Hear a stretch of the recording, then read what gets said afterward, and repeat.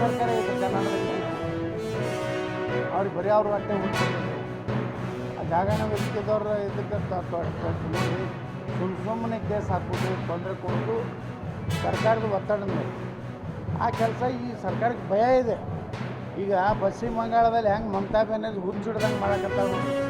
E D ಅವ್ರ ಮ್ಯಾಗೆ attack ಮಾಡೋದು, ಪೊಲೀಸರ ಮ್ಯಾಗೆ ಅಟ್ಯಾಕ್ ಮಾಡೋದು, ತಾನೇ ಓಡೋದು ಫೈಲ್ ತೊಗೊಂಡು ಓಡೋದು, ಇವೆಲ್ಲ ಮಾಡಿ ದೇಶದ ಜನರುಗಳ ಮೋಸ ಮಾಡ್ಲಕತ್ತಾರ ತಮ್ಮ ಮತದ ಸಲುವಾಗಿ. ಈಗ ಬಾಂಗ್ಲಾದಲ್ಲಿ ಏನು ನಮ್ಮ ಹಿಂದೂಗಳ ಒಂದು ಕೊಲೆ ಸುಡ್ಲಾಕತ್ತಾರೆ, ಇನ್ನೂ ಒಂದು ಹತ್ಯೆ ಆಗ್ಲಾಕತ್ತದ. ಬರೇ ಮಾಧ್ಯಮಗಳಲ್ಲಿ ಕಡಿಮೆ ಮಾಡ್ತಾರೆ.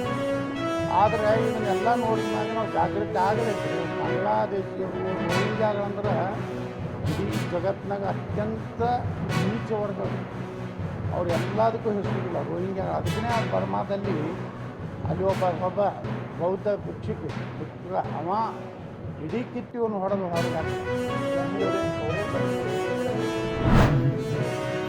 ನಂಬಿಕೆ ವಿಶ್ವಾಸ ಗುರುಗಳು ಅವರು ಮಾತುಗಳನ್ನು ಹೇಳಿದ್ದಾರೆ. ಹೀಗಾಗಿ ಬದಲಾವಣೆ ಇದೆ ಅಂತಲೇ ಯಾರಿಗೂ ಕೂಡ ಹೇಳ್ತಾ ಇಲ್ಲ. ನಮ್ಮ ಕಾಂಗ್ರೆಸ್ ಪಕ್ಷದಲ್ಲಿ ಹೈಕಮಾಂಡ್ ಈಸ್ ಸುಪ್ರೀಂ. ಹೈಕಮಾಂಡ್ ಏನು ಹೇಳ್ತದೆ ಅದಾಗ್ತದೆ.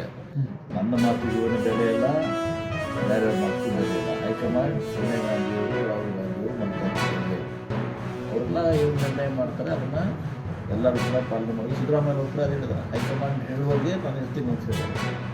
ಡಿ ಕೆ ಶಿವಕುಮಾರ್ ಹೇಳಿದ್ರೆ ಹೈಕಮಾಂಡ್ ಹೇಳಿದ್ರೆ ನಾನು ಕೇಳ್ತೀನಿ ಅಂತ ಹೇಳಿದ್ದಾರೆ. ಹೀಗಾಗಿ ಏನು ಗೊಂದಲ ಇಲ್ಲ ನಮಗೆ. ಈಚೆಗೆ ಸೇಮ್ ಅವರು ರಾಜಕೀಯ ಏನಿದೆ ನಮ್ಮನ್ನು ನಾನು ಮಾತಾಡಿದ್ದೀನಿ.